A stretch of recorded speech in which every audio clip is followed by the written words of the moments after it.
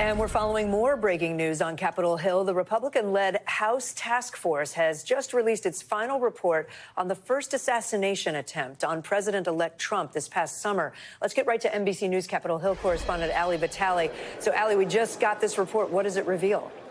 Kate, this is after months of investigation by a bipartisan task force here on Capitol Hill. They've come away with a few dozen recommendations, both for the Secret Service and then also other things that the legislative branch, which is Congress, can undertake in the future when it comes to the Secret Service and the people that it protects. Some of these recommendations are not going to be shocking, especially if you listen to any of the explanations around what happened both at the assassination attempt in Butler, Pennsylvania, but also the attempted assassination at one of Trump's golf courses down in West Palm Beach, Florida. This task force was investigating both of those events, but of course they treated Butler, Pennsylvania differently, given the fact that it was an instance where the president, or former president rather, of the United States was actually shot at.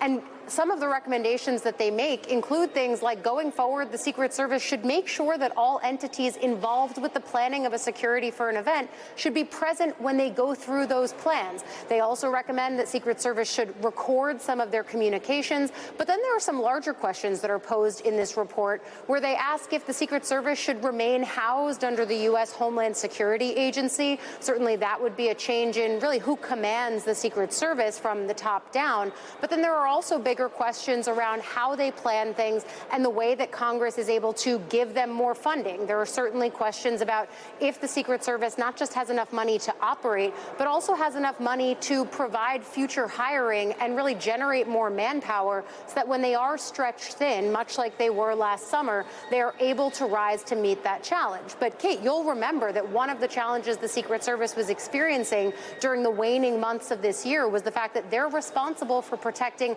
not just the president and former presidents, but also leaders who are coming to the United States. That's also a question that this task force poses. Should that be the job of the Secret Service? A lot in there. Ali Vitali, thank you for that.